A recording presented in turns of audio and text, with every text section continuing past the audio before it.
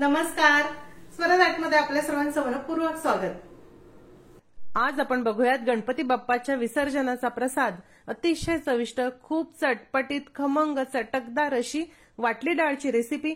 वाटली डाळ बनवताना काही खास स्पेशल टिप्स मी तुम्हाला सांगणार आहे, त्यामुळे ही डाळ अतिशय चटपटीत होते, खूप मऊ आणि तेवढीच मोकळी देखील होते। चला तर बघूयात आता याची कृती। वाटली डाळ बनवण्यासाठी सर्वप्रथम आपल्याला लागणार आहे अर्धा कप चण्याची डाळ म्हणजेच हरभरा डाळ।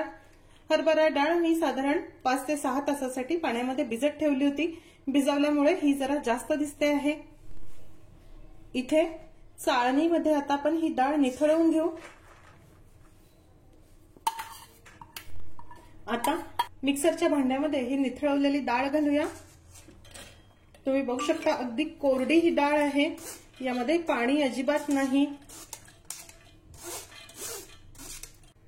आता यामध्ये अजिबात पाणी न घालता पल्स मोडला किंवा मिक्सर चालू बंद करत ही डाळ आपल्याला जरा रवाळ वाटून घ्यायची आहे। हे बघा, डाळ किती छान वाटून झाली। चमच्यानी वर खाली करत मी ही डाळ वाटली आहे, मस्त रवाळ अशी वाटल्या गेली।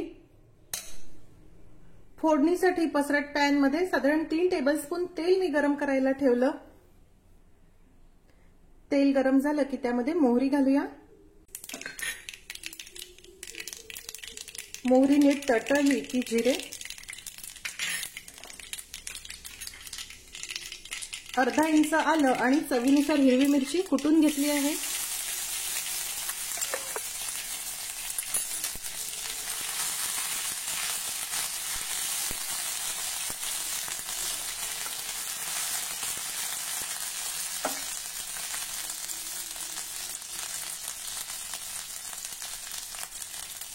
त्यानंतर 5 ते 6 कढीपत्त्याची पानं, पाव टीस्पून हिंग घालूया, पाव टीस्पून हळद आणि इथे या वाटल्या डाळीमध्ये मी आज हे स्वीटकॉर्न देखील घालणार आहे। देशी मक्याचे दाणे असले तरी ते देखील घालू शकता, त्याची चव देखील मस्त येते। आता हे आपल्याला जरा परतून घ्यायचं आहे। हे बघा, हे जरा परतून झालं। आता यामध्ये ही वाटलेली डाळ घालू।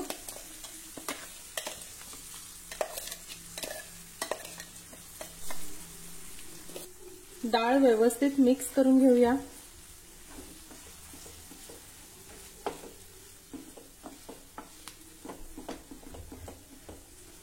ह्या डाळीमध्ये तेलाचं प्रमाण देखील व्यवस्थित असणं गरजेचं आहे। खूप कमी जर तेल झालं तर डाळ शिजल्यानंतर खूप जास्त कोरडी वाटायला लागते। या पद्धतीने आता हे आपल्याला असं परतत राहायचं आहे।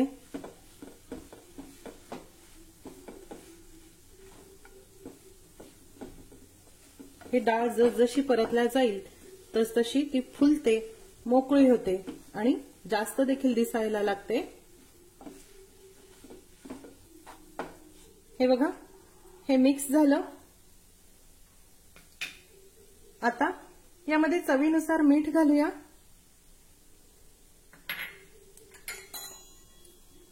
एक टीस्पून साखर घालणार आहे। पुन्हा हे नीट मिक्स करून घेऊ।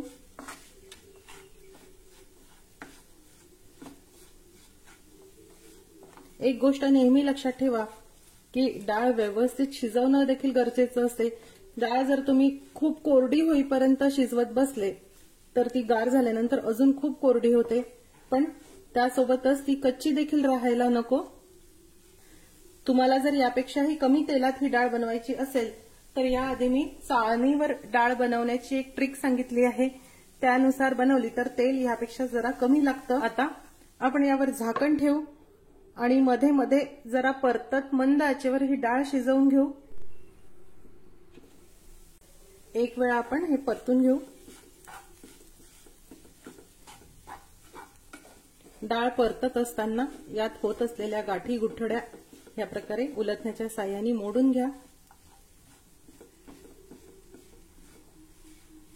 तुम्ही स्वीटकॉर्न न वापरताही ही डाळ करू शकता, पण थोडे जर स्वीटकॉर्न घातले तर ह्याची चव खूप मस्त येते। हे बघा, तुम्ही बघू शकता ह्याला मस्त वाफ आली आणि डाळ देखील छान मोकळी झाली आहे। आता ह्यापेक्षा अजून कोरडी होईपर्यंत शिजवू नका। गार झाल्यानंतर ही डाळ अजून खूप खूप कोरडी होत जाते। आता ही अगदीच बरोबर आहे। आपण गॅसची फ्लेम बंद करू। गॅस बंद केल्यानंतर सर्वात शेवटी लिंबू,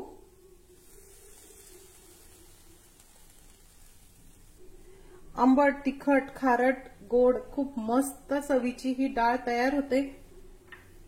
कोथिंबीर घालूया।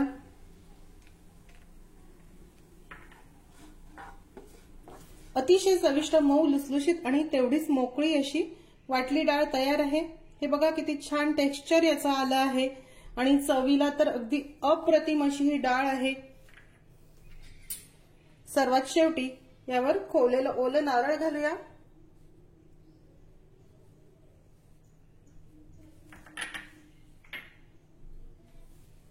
कोथिंबीर,